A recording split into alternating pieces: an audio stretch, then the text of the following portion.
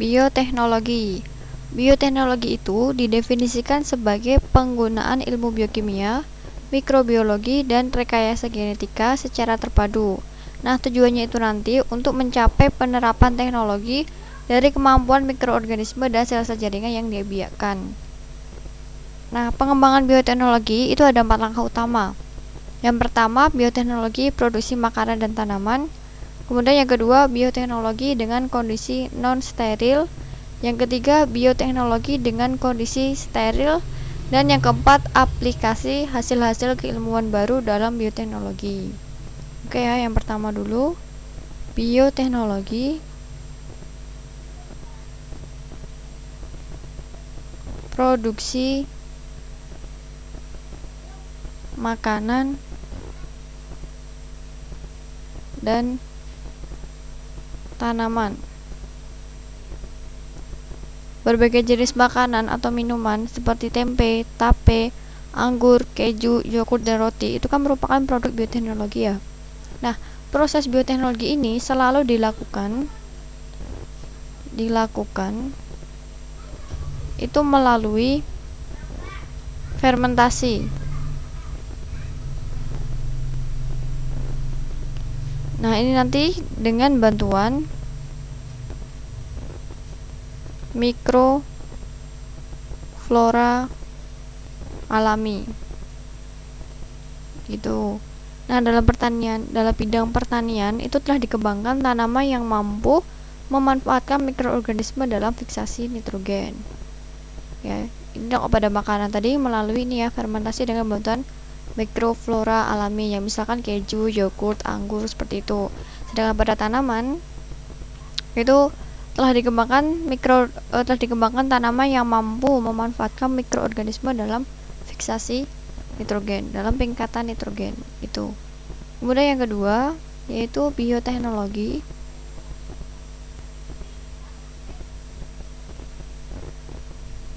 dengan kondisi non steril. Nah, bioteknologi ini merupakan proses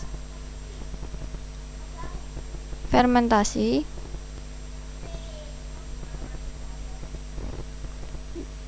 saya ulang. Dengan fermentasi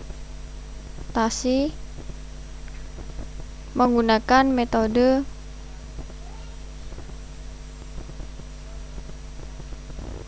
kontaminasi ya. Jadi bioteknologi dengan kondisi non steril ini nanti proses fermentasinya itu dengan menggunakan metode fermentasi terbuka sehingga terjadinya kontaminasi. Jadi fermentasi dengan metode fermentasi terbuka sehingga terjadi kontaminasi.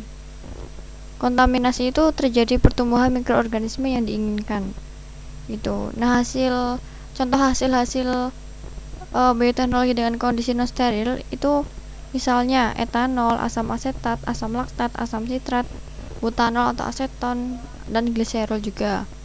Nah, bioteknologi di bawah kondisi non steril ini juga digunakan ya. Ini di bawah kondisi non steril ya. Bioteknologi di bawah kondisi steril itu digunakan dalam pengolahan air limbah dan juga untuk pembuatan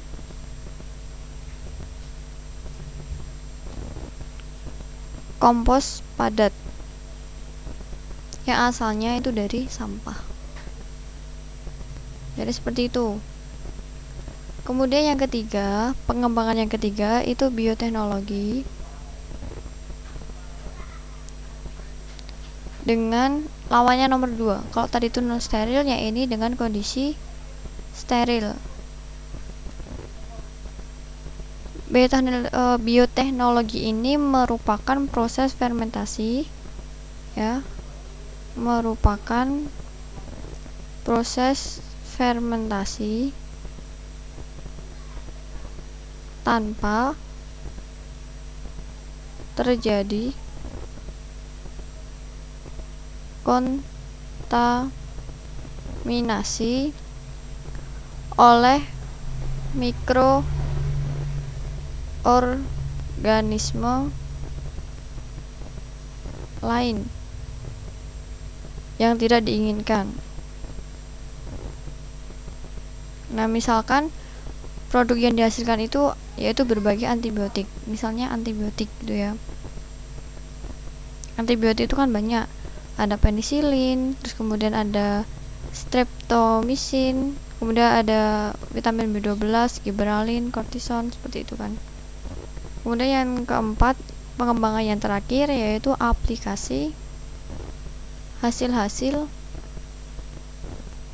keilmuan baru dalam keilmuan baru dalam bioteknologi. Saya beri satu contoh ya. Hasil rekayasa bioteknologi itu telah mengarah ke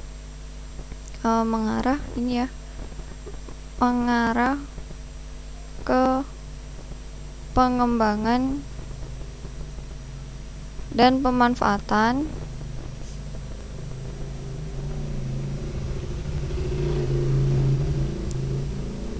proses fermentasi secara optimal. Satu di sini. Pemanfaatan proses fermentasi. Itu adalah merupakan aplikasi-aplikasinya. Seperti itu. Kemudian selanjutnya, setelah tadi kita mempelajari mengenai pengembangan bioteknologi, kemudian selanjutnya kita mempelajari yang B ya, produk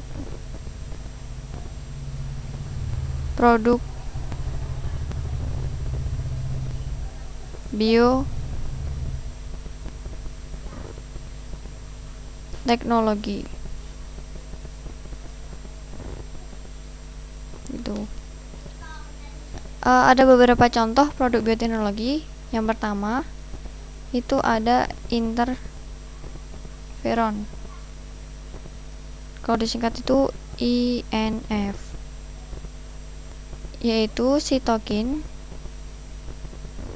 atau mediator sistem kekebalan ya. Sitokin itu dibuat oleh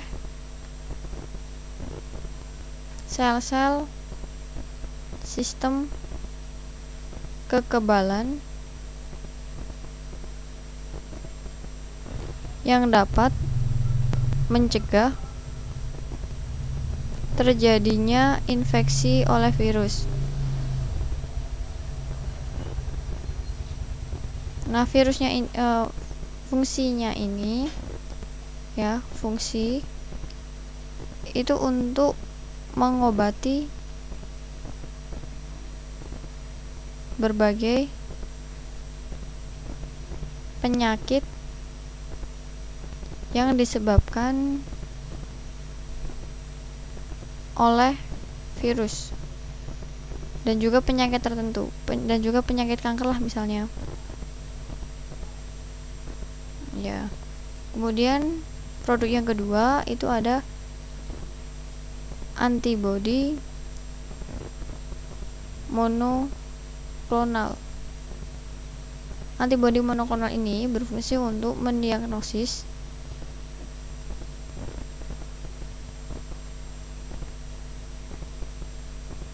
jenis penyakit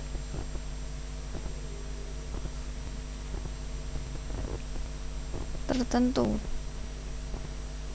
dan dapat juga meningkatkan ketahanan tubuh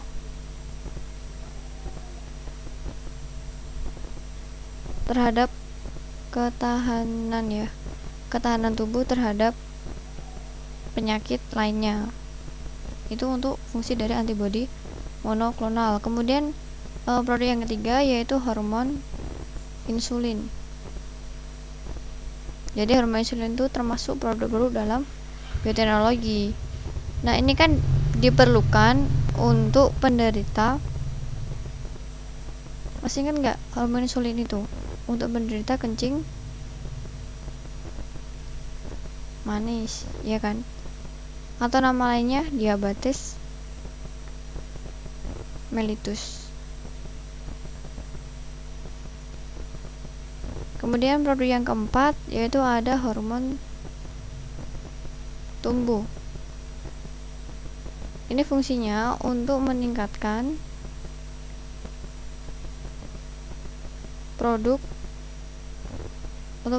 produksi daging dan juga susu ternak.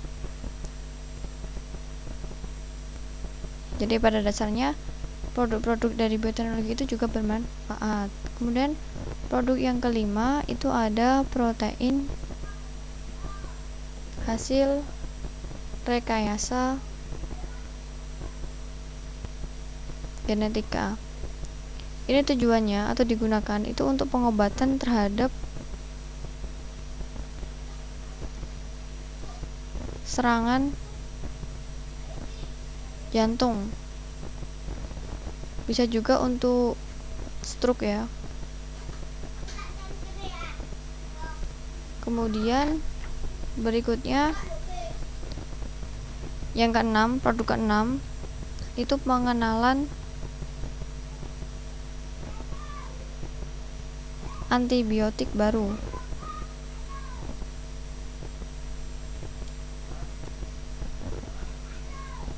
Ini itu merupakan hasil peleburan.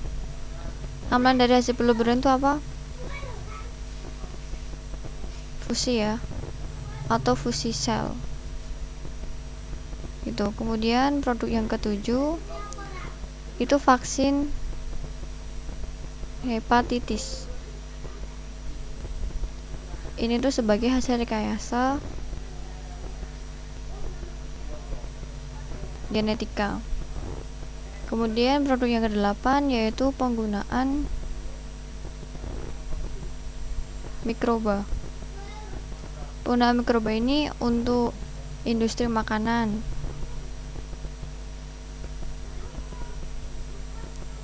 Kemudian untuk kimia dan juga untuk polutan atau pengolahan limbah. Kemudian produk yang ke-9 yaitu penggunaan mikroba tapi untuk membasmi hama tanaman pada bidang pertanian ya ini ya.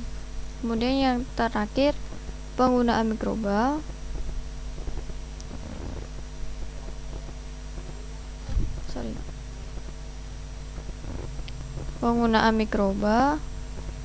untuk mengekstrak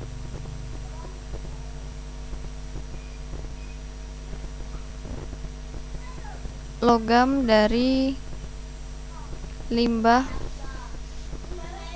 pabrik. Nah, itulah merupakan 10 produk-produk bioteknologi. Kemudian lanjutnya setelah produk yang ketiga, yang C, itu pemanfaatan mikroorganisme dalam bioteknologi. Yang pertama yaitu protein. Protein itu untuk meningkatkan produksi atau kebutuhan protein, ya kan? Jadi protein ini bisa ditingkatkan dengan PST atau SCP melalui jasa mikroorganisme. Jadi kalau saya tulis itu gini, untuk meningkatkan ini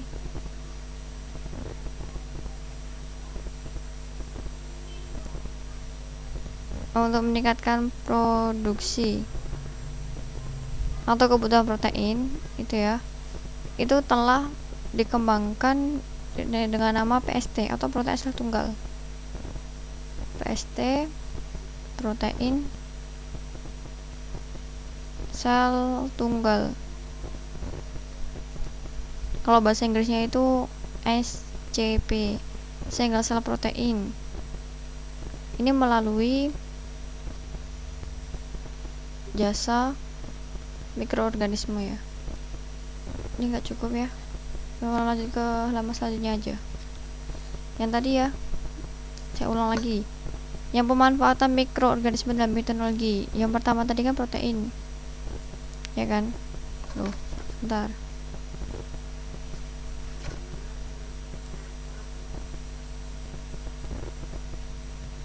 Ini bentar.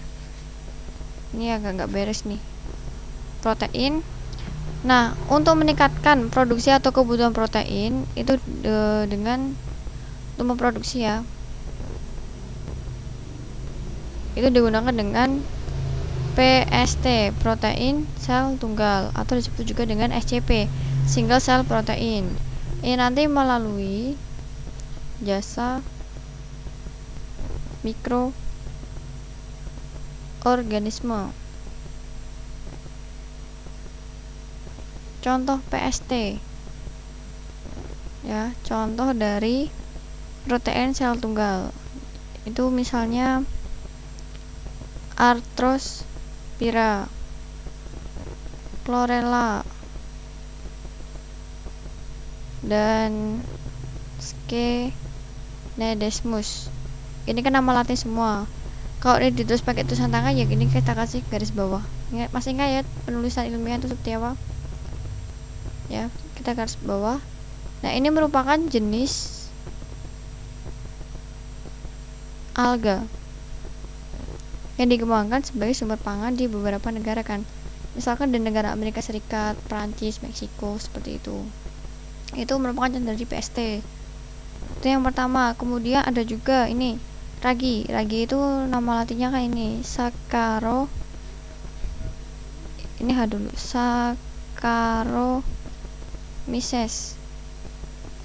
cerevisiae.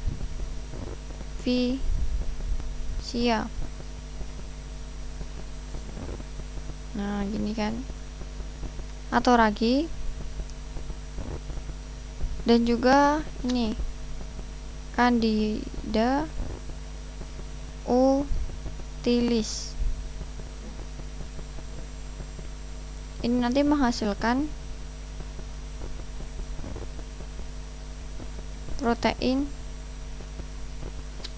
dengan kandungan asam nukleat yang tinggi. Kemudian PST ini itu juga banyak digunakan untuk makanan ternak gitu.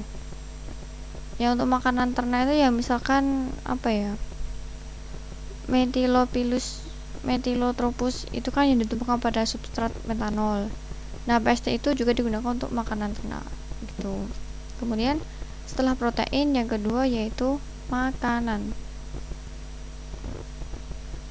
Beberapa mikroorganisme melalui proses fermentasi ya,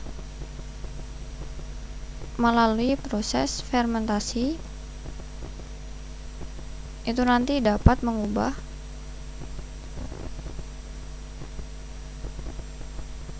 makanan tertentu menjadi bentuk makanan lain. Namun walaupun menjadi bentuk makanan yang lain, namun masih ada kandungan gizi ya, mengandung nilai gizi yang lebih tinggi, ya kan? Sebentar. Yang lebih tinggi. Saya kasih contoh yang memiliki kandungan gizi yang lebih tinggi. Itu misalkan keju, terus roti, kecap, tempe, tape, mentega, ya kan? Itu kan merupakan makanan melalui proses fermentasi yang dapat mengubah makanan itu menjadi lebih banyak mengandung nilai gizinya. Tuh. Kemudian selanjutnya yang ketiga ya. Setelah tadi makanan, kemudian yang ketiga ini industri. Gitu. Nah, beberapa produk industri yang memanfaatkan mikroorganisme itu antara lain ada asam amino, ada asam sitrat, ada enzim dan vitamin. Yang pertama dulu, industri asam amino. Amino itu kan merupakan produk industri yang utama yang dihasilkan dari mikroorganisme. Misalnya ada asam glutamat dan lisin.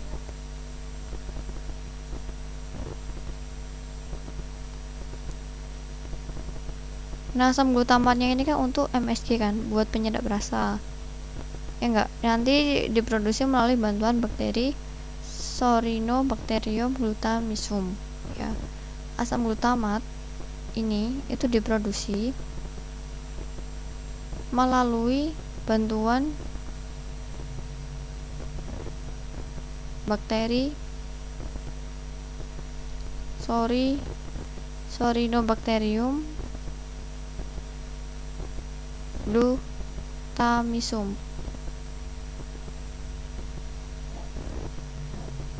Itu kan nama latin. Nah, sedangkan lisin ini itu diproduksi oleh bakteri yang sama. Lisin itu merupakan asam amino yang tidak dapat disintesis oleh hewan, tapi diperlukan oleh hewan dalam jumlah yang besar. Nah, bagi manusia hanya diperlukan dalam jumlah sedikit. Jadi ini tidak dapat disintesa oleh hewan.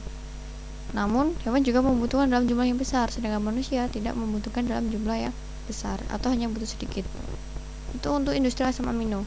Kemudian untuk industri asam sitrat. Asam sitrat itu kan merupakan antioksidan dan penetralisir pH dalam makanan. Nah, asam nitrat ini itu dihasilkan oleh suatu jamur. Nah, jamurnya itu namanya Aspergillus. Pernah dengar ya? Aspergillus niger.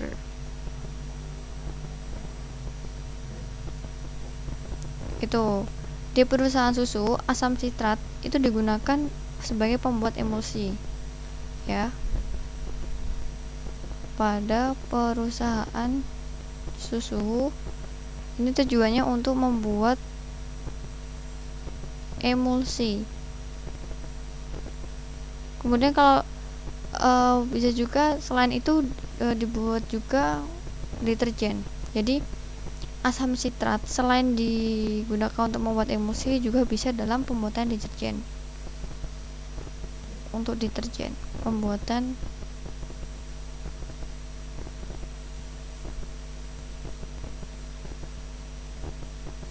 Kemudian selanjutnya yang ketiga, enzim. Ini masih dalam industri ya. Beberapa enzim itu yang paling penting dalam industri makanan itu kan amilase, protease sama lipase, ya kan. Yang ini amilase. Amilase itu kan digunakan dalam produksi sirup dari tepung jagung. Kemudian produksi lem, ini jagung. Kemudian produksi lem, dan dalam produksi glukosa, ini produksi glukosa dari tepung. Nah, amilase itu kan mengubah tepung menjadi fruktosa atau pemanis makanan, ya kan.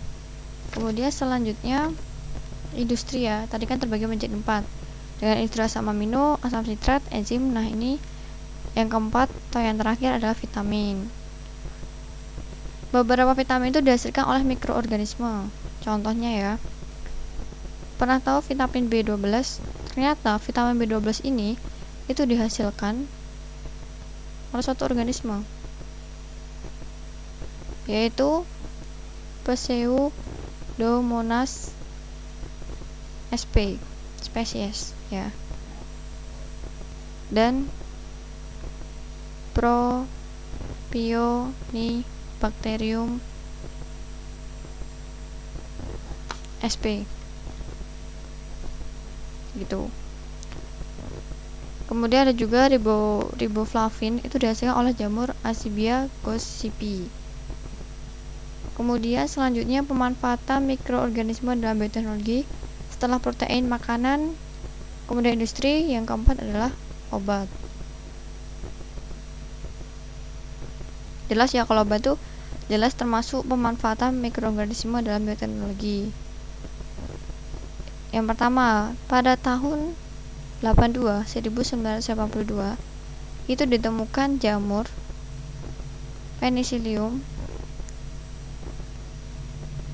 notatum dan juga Penicillium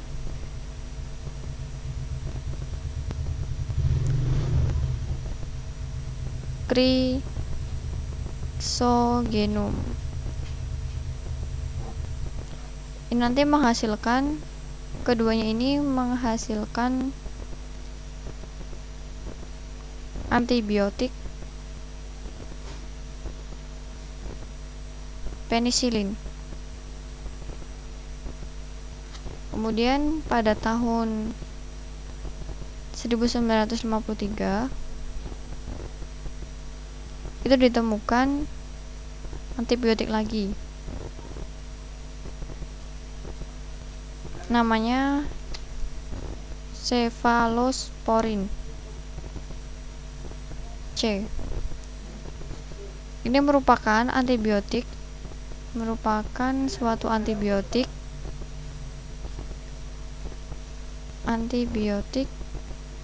yang dapat membunuh bakteri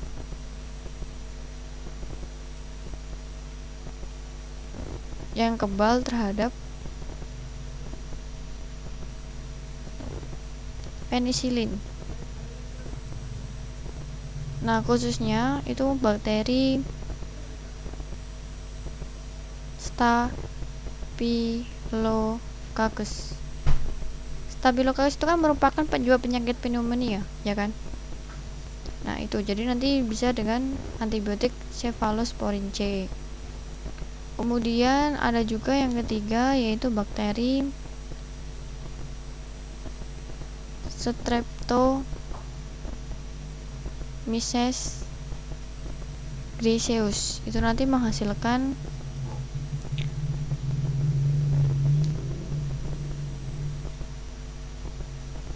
streptomycin.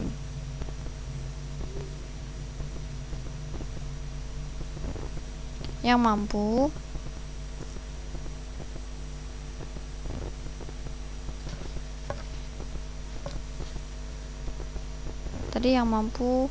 menjinakkan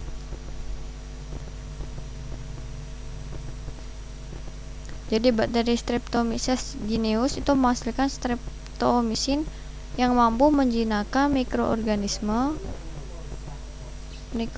yang kebal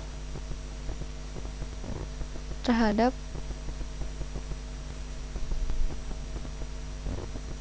penisilin dan cephalosporin. Bukan dimaksud cephalosporin C tadi ya. Nah, streptomycin itu terutama digunakan dalam pengobatan TBC. Itu. Nah, kemudian berikutnya berarti yang D ya. Yang D itu pembentukan antibiotik baru. Itu nanti melalui fusi. Fusi itu adalah peleburan. Itu nanti dengan cara mengaktifkan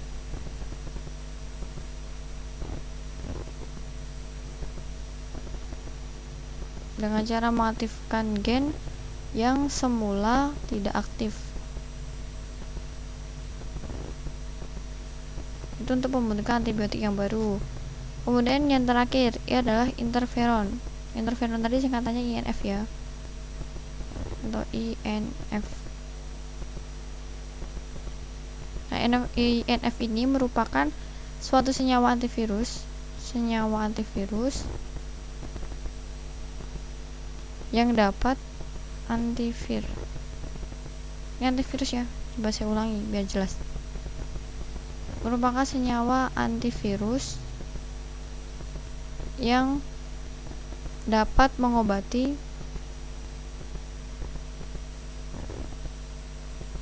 beberapa jenis kanker. Nah, interferon ini dihasilkan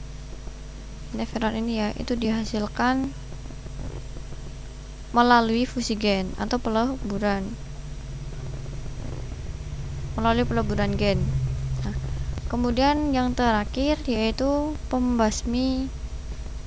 Ini masih dalam pemanfaatan mikroorganisme dalam bioteknologi.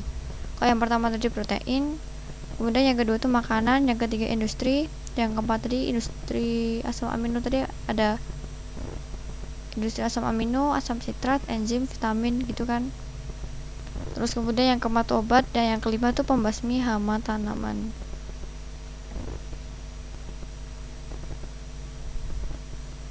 Nah, pada kondisi lingkungan yang dingin, bakteri itu bukan hasil rekayasa genetika yang dapat menyebabkan kematian tanaman.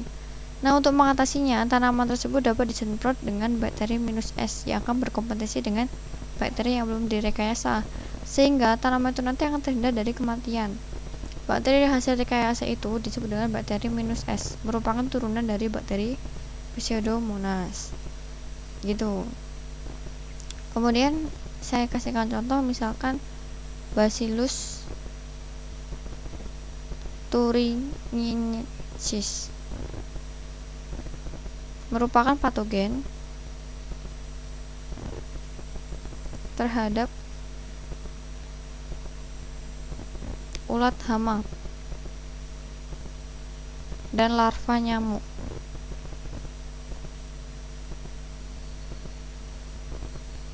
Anopheles. Ya. Jadi Bacillus thuringiensis itu merupakan patogen terhadap ulat hama dan larva nyamuk Anopheles. Itu yang A. Kemudian yang B, rekayasa genetika terhadap bakteri Azotobacter. Bakteri Azotobacter ini itu penambat nitrogen. Ini nanti menyebabkan bakteri dapat melekat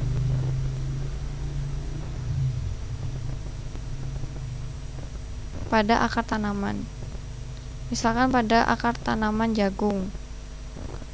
Sehingga tanaman jagung nanti tidak tergantung pada pupuk buatan. Nah, itu merupakan pemanfaatan mikroorganisme dalam bioteknologi. Seperti itu. Nah, kemudian ada lagi juga, ada rekayasa genetika terhadap bakteri Rhizobium yang terdapat pada akar tanaman. Itu nanti dapat meningkatkan kemampuan bakteri tersebut mengikat nitrogen sehingga dapat meningkatkan hasil panen tanaman. Itu juga bisa. Jadi seperti itulah pembahasan mengenai bioteknologi. Selesai.